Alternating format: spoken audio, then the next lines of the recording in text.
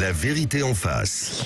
Alors, on vous pose la question sur Twitter. La France est-elle sous l'emprise des lobbyistes? Et puis, on va tenter d'y répondre ce matin avec Mathieu Aron, qui est grand reporter et co-auteur de Les Infiltrés, comment les cabinets de conseil ont pris le contrôle de l'État aux éditions Alary. Et Léonidas Kalogéropoulos, qui est PDG du cabinet de lobbying, médiation et arguments et vice-président du mouvement patronal éthique, pour en parler dans La vérité en face. Bonjour à tous les deux. Bonjour à tous les deux. Justement, les Uber Files font toujours beaucoup jaser et en conséquence, le rôle des lobbyistes au sein du pouvoir, puisque le lanceur d'alerte est un ancien lobbyiste d'Uber, Mark McGann. Un lobbying qui pose question et qui permet d'élargir le débat au pouvoir des multinationales au sein du pouvoir en France et même un peu partout dans le monde. Tiens, regardons l'affaire McKinsey. Sortie il y a quelques mois, le cabinet de conseil avait promu un peu partout dans le monde la même politique de santé, alors que Pfizer, le principal fabricant de vaccins anti-Covid, fait partie de ses clients. De la même manière, une enquête sort aujourd'hui dans les colonnes de l'Obs sur les impôts payés par les entreprises du CAC 40 qui sont plus faibles que ceux des TPE-PME. Est-ce du fait de l'action des lobbyistes? On pourrait aussi parler du glyphosate, du Mediator ou d'autres affaires qui ont prouvé le poids des lobbies. En novembre dernier, Boris Johnson au Royaume-Uni a d'ailleurs proposé que les députés aient l'interdiction d'être rémunérés comme consultants ou lobbyistes. D'où notre débat. La France est-elle sous l'emprise des lobbyistes? Je donne le score 98,5% de oui. Finalement, les auditeurs sur Twitter. Finalement, bonjour. Donc, Léonidas Kalogéropoulos et Mathieu Aron.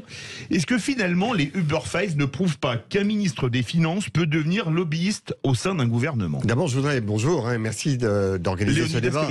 Parce que ce débat est nécessaire, non pas pour les Uber Files, parce que j'espère qu'à la fin de ce débat, tout le monde sera convaincu que c'est un non-sujet ou une polémique politique et pas une polémique sur le fonctionnement de la démocratie avec les lobbies. Mais prenons le sujet pour faire vraiment la pédagogie de ce que sont les lobbyistes, de ce qu'ils font et de comment ils agissent. Et le lobbying n'est pas la panacée des grands groupes, ou du CAC 40 ou des multinationales. J'accompagne personnellement tous les acteurs, par exemple, du numérique français et souverain contre le monopole des GAFAM. Et ça, lorsque je le fais, c'est du lobbying. C'est comme si on disait les avocats sont les avocats des grands groupes et que l'on conspuait les avocats, alors qu'il y a des avocats de petits groupes, de petites entreprises. Donc l'activité en elle-même, c'est quoi? C'est une activité qui consiste pour des entreprises privées ou des organismes, des associations d'entreprises privées à dialoguer avec les représentants de l'intérêt général, c'est-à-dire des parlementaires, des cabinets ministériels, des ministres, pour dire on a un problème avec la régulation, la législation telle qu'elle est, et il faudrait qu'elle bouge. Il faudrait qu'elle bouge pour tel ou tel sujet. Ensuite, c'est le rôle des politiques de se saisir d'un sujet et de regarder comment il faut l'aménager en tenant compte de toutes les parties prenantes présentes. Maintenant, il n'y a pas un homme, un responsable qui fait la loi en France. Ce sont on est dans des institutions démocratiques, il y a plusieurs parlementaires, il y a des administrations centrales, il y a des ministres. Donc tout cela se fait dans un environnement démocratique et lorsque l'on dialogue, eh bien, on introduit des sujets qui rentrent dans la machine démocratique et qui sont ensuite arbitrés selon la règle de nos institutions. Mais, vu les infos qui tombent, on peut dire que Emmanuel Macron, est-ce qu'on peut dire qu'il a fait du lobbying pour Uber? D'abord, il n'a pas fait du lobbying pour Uber. Il a considéré que une entreprise qui venait avec une solution technologique qui permettait potentiellement de développer des milliers d'emplois là où il n'y en avait pas, était une juste cause. Et comme c'était une juste cause, il a porté d'ailleurs en totale transparence, je vous rappelle qu'il a fait les cars Macron en totale transparence parce qu'il considérait qu'il fallait désenclaver également un tas de régions qui n'étaient pas couvertes par la SNCF. Donc c'était vraiment, non pas, j'allais dire, du lobbying. Le lobbying, c'est le fait d'être payé. Il n'y a pas d'argent. D'être payé pour défendre une cause. La politique, c'est de dire, la cause est juste, je la défends. Il a fait de la politique, point barre. Mathieu Aron. Est-ce que vous pensez que c'est une juste cause, les Uber Files et la position de Macron, Mathieu Aron? D'abord, je voudrais réagir à ce qui vient d'être dit à la fin de cette intervention. Je ne pense pas que le lobbying, c'est être payé pour défendre une cause. Je crois que le lobbying, c'est être payé pour défendre un client, ce qui n'est pas exactement la même chose. Après, le problème posé, c'est celui de la transparence. Et si on parle des Uber Files, par exemple, ce qui pose problème dans l'histoire, c'est les méthodes utilisées. C'est-à-dire que, effectivement, Uber et son lobbyiste vont rencontrer Emmanuel Macron et ils vont se mettre d'accord pour contourner les oppositions qui sont très fortes dans le gouvernement auquel appartient Emmanuel Macron. On sait que le président de la République, le Premier ministre, le ministre de l'Intérieur, le ministre des Transports sont contre. Il y a un ministre de l'économie qui lui est pour. Et il va faire en sorte, en négociant avec le lobbyiste d'Uber et avec les gens d'Uber, de faire passer en loose day, via des amendements qui sont présentés par des députés amis, qu'on va faire semblant de refuser pour qu'ensuite la loi ne passe pas véritablement, mais qu'on prenne un décret qui permette en réalité d'autoriser Uber. Donc c'est une forme de duplicité à ce moment-là. C'est cette duplicité-là qui est mise en cause dans cette affaire. C'est pas le fait que Emmanuel Macron soit pour Uber, ça c'est son droit le plus strict, c'est le fait que ça n'apparaisse pas publiquement. Et c'est tout le problème du lobbying. Ce sont des méthodes qui parfois sont des méthodes souterraines. On le voit aussi dans toute une série de sujets où en réalité, et c'est une autre affaire qui avait sorti Mediapart, on utilise des sociétés spécialisées dans la rédaction d'articles. Oui, c'est mon cas, vous inquiétez pas, on va en parler avec beaucoup de transparence. Leonidas Kalogeropoulos. Par des journalistes, mais qui sont rédigés par des gens qu'on paye spécialement pour faire, entre guillemets, des faux articles, qu'on fait passer sur les plateformes des réseaux sociaux pour défendre tel ou tel client. C'est une action de lobbying. Alors, pour terminer en un mot, il y a eu ces dernières années, et c'est incontestable, des progrès en la matière, en particulier vis-à-vis des députés. On sait que pendant de nombreuses années, on a procuré aux députés des amendements tout faits, clés en main, etc. Aujourd'hui, il y a des déclarations qui sont obligatoires. On oblige les lobbyistes à déclarer quand ils vont rencontrer des députés. C'est un progrès, mais il y a encore beaucoup de progrès à faire pour que cette action, qui en soi n'est pas répréhensible, défendre les intérêts d'un client, ne se fasse plus dans une forme d'opacité, mais se fasse dans la transparence qui changerait beaucoup les choses. Bien, merci. Je voudrais répondre à peu près à la totalité de ce qui vient d'être dit, parce que tout est entouré d'un certain nombre de mots un peu sulfureux pour donner le sentiment qu'il y aurait quelque chose, une espèce d'intrigue où on capterait le pouvoir démocratique entre des mains qui ne seraient pas légitimes. Et vous évoquiez d'ailleurs il y a un instant le fait que finalement c'est par voie de décret que les dispositions ont été adoptées permettant à Uber de se développé en France. Le décret, que je sache, ça passe en Conseil d'État, c'est rédigé par des administrations, c'est adopté en Conseil des ministres, c'est-à-dire qu'il y a tellement de monde mobilisé qu'à un moment donné, il y a des arbitrages. Et des arbitrages par rapport à quoi ? C'est un point essentiel. Essentiel. Des arbitrages par rapport au fait que l'on enfonce un coin dans un monopole qui fait l'objet de rapports depuis le rapport Rueff de 1961 sur les taxis. Donc vous avez tout un édifice législatif et réglementaire qui s'appuie sur des relais. Parce qu'il faut quand même parler des relais et des taxis. Parce que vous êtes en train d'évoquer Uber qui fait des choses un peu... Il fait des choses par rapport à quoi ? Par rapport à une législation qui, depuis les années 60, à nouveau dans le rapport Attali sous Sarkozy, régulièrement dans des rapports parlementaires à peu près partout, sur le fait qu'il y a une approche malthusienne et restrictive du transport en France, avec un quota de taxis, point barre, qui verrouille le marché. Donc il faut le déverrouiller. Vous imaginez, moi j'ai déverrouillé le fait que l'on ouvre à la concurrence une partie des services offerts par les auto-écoles. Je vous le raconte, c'est très intéressant. J'arrive avec mes mandants et pardon, vous disiez, on défend un client, pas une cause. Vous me permettrez, à moi, lobbyiste que je suis, de défendre les clients qui correspondent aux causes qui me conviennent. Et je défends des causes. Et lorsque je défends la fin d'une partie du monopole des auto-écoles, c'est de la même manière que je défends la fin des monopoles des GAFAM. Donc il y a aussi des causes qui sont derrière, et c'est important de le souligner, parce que derrière les causes, il y a des partis pris politiques. Et c'est vrai que l'on va rencontrer les interlocuteurs les plus favorables à celui politique. Je voudrais juste vous raconter cette anecdote, si vous permettez, parce qu'elle est intéressante.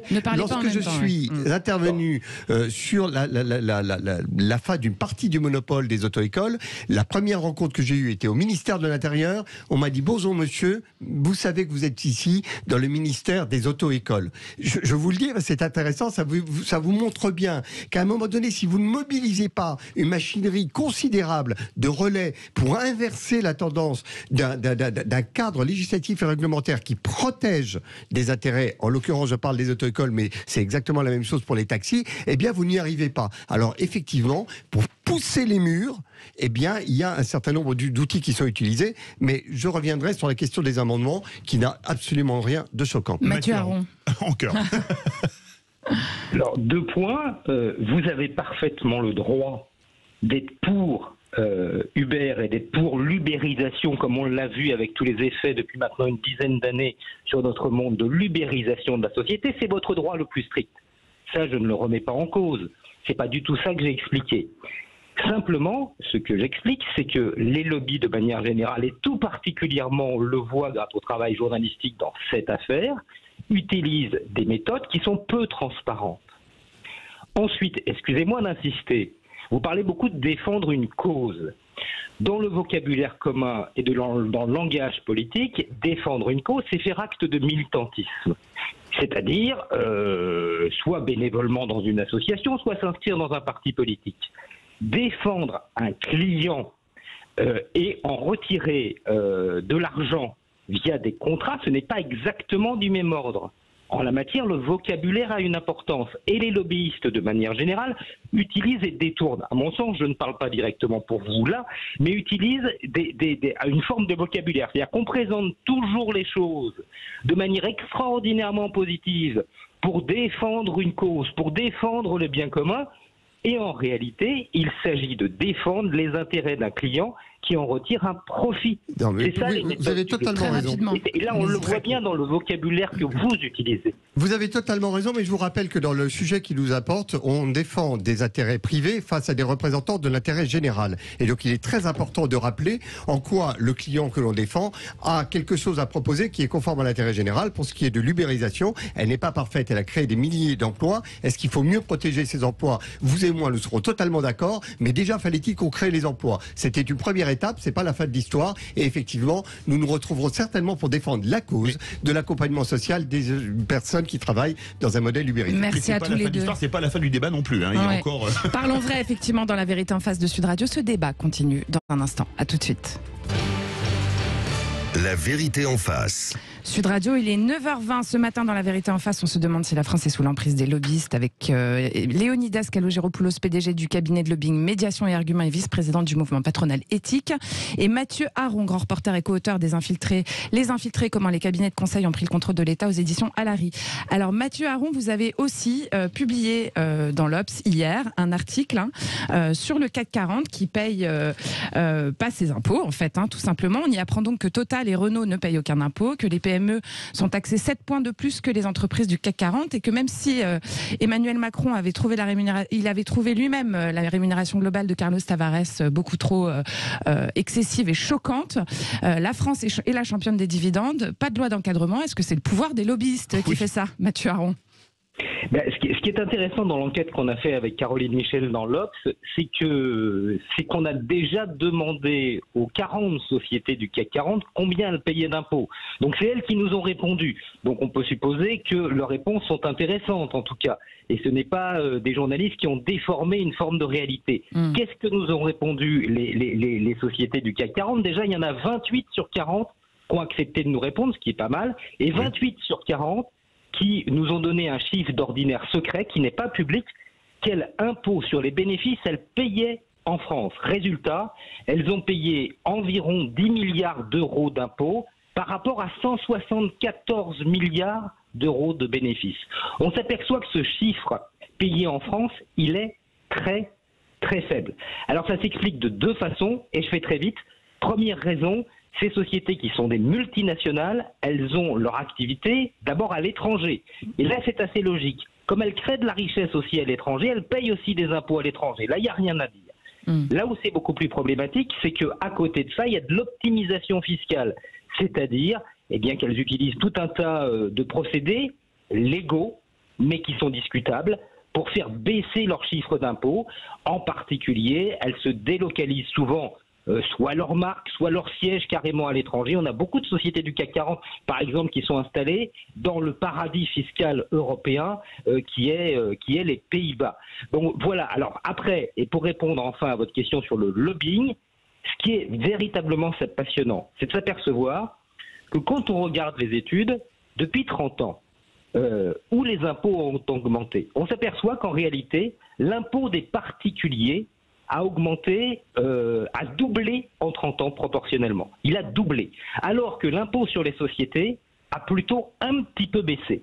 Et là, on se rappelle de tout le discours qu'on a tout le discours fabriqué par les lobbyistes depuis 30 ans qui est de dire les entreprises sont harcelées fiscalement. Elles n'arrêtent pas de payer des impôts. Quand on regarde les chiffres depuis 30 ans, on s'aperçoit que c'est totalement inexact. Que ceux qui payent plus qu'il y a 30 ans, ce sont vous et moi les particuliers et pas les entreprises, en tout cas pour les impôts sur les bénéfices. Oui, alors je voudrais juste comprendre pourquoi vous faites le procès du lobbying derrière ce sujet. Ce sujet, c'est un sujet politique, c'est un sujet qui fait débat, un débat normal, un débat sain dans ce qu'on appelle une démocratie.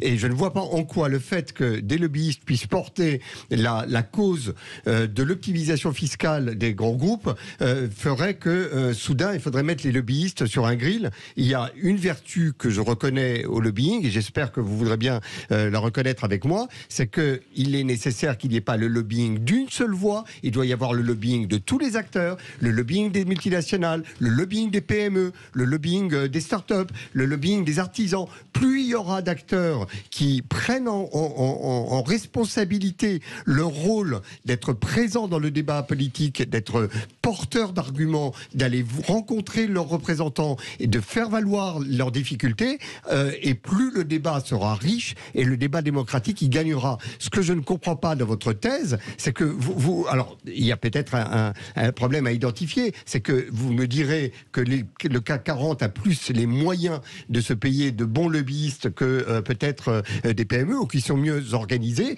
Eh bien, c'est à nous de les organiser davantage. Moi, j'ai constitué une plateforme qui s'appelle Entrepreneurs pour la République, pour que, de manière totalement transparente et gratuite, toutes les entreprises, et notamment les PME, puissent faire valoir leurs arguments et en parfaite transparence. Il faut enrichir ce débat et non pas tirer sur, j'allais dire, le porteur de nouvelles qui est le lobbyiste, qui finalement dans cette histoire n'y est pas pour grand-chose. Je voudrais néanmoins reprendre un point que vous avez abordé, c'est le fait de déposer des amendements. C'est quand même extrêmement technique. Vous me parlez de règles d'optimisation fiscale. C'est dans les arcades du Code général des impôts, ça tombe pas du ciel. Il faut des experts pour ça. Moi, je travaille sur un sujet qui est la possibilité pour l'Europe de prendre des mesures conservatoires contre les GAFAM. C'est un petit article d'un règlement de 2003, il faut aller le trouver, qui bloque la possibilité de le faire. Heureusement que je viens avec la solution, que j'écris comment on résout le problème pour qu'on puisse arrêter des abus de position dominante en 3 mois et pas en 5 ou 10 ans. Le lobbyisme, ça peut être éthique, c'est ça que vous dites. Mais c'est éthique, c'est un expert. C'est comme si vous faisiez le procès des avocats,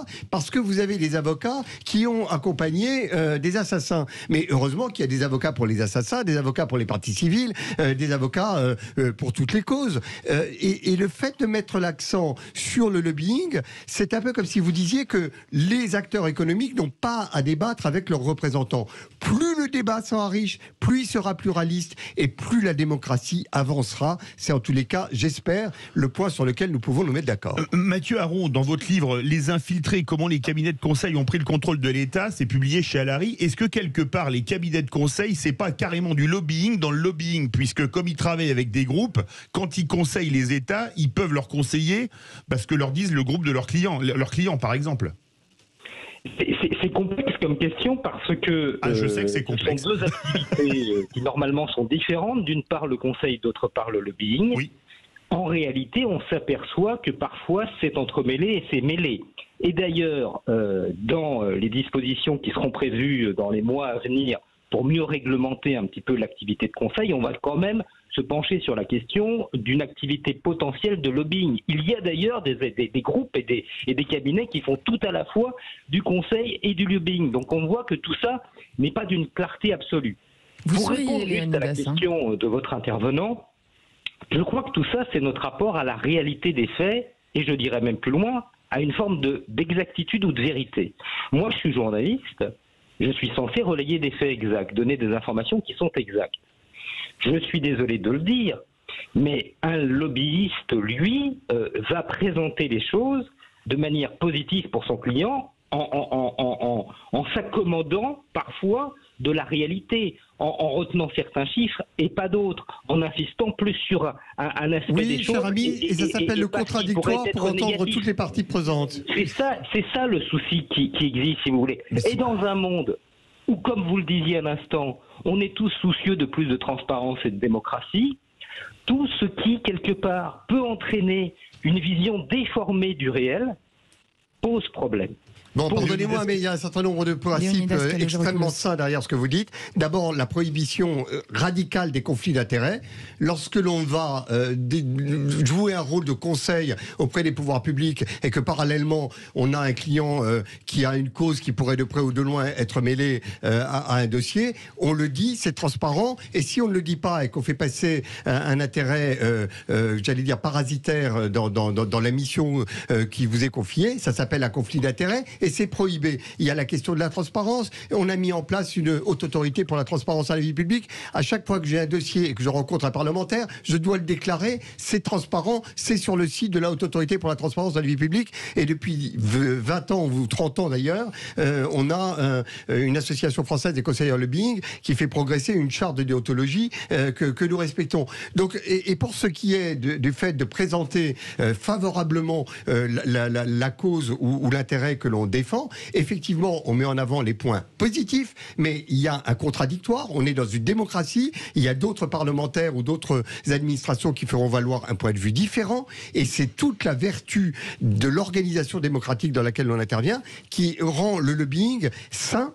Parce qu'effectivement, du lobbying dans, je ne sais pas, une dictature, ça veut dire d'aller voir l'oligarque et d'obtenir satisfaction. Ça, c'est malsain. Mais le lobbying fait partie du fonctionnement très sain et vertueux d'une démocratie dans laquelle toutes les voix s'expriment, syndicales, politiques, économiques aussi, bien entendu. Merci beaucoup Léonidas Kalogeropoulos, PDG et fondateur du cabinet de lobbying Médiation et Arguments, vice-président du mouvement patronal éthique. Merci beaucoup Mathieu Aron, journaliste, conseiller éditorial à l'Obs, auteur de Les Infiltrés, comment les cabinets de conseil ont pris le contrôle de l'État, publié chez Alary. Et je tiens à dire à nos auditeurs qu'aucun des deux n'a fait de lobbying pour passer dans le grand matin. Non, c'était juste un bon début de réponse pour vous, chers amis.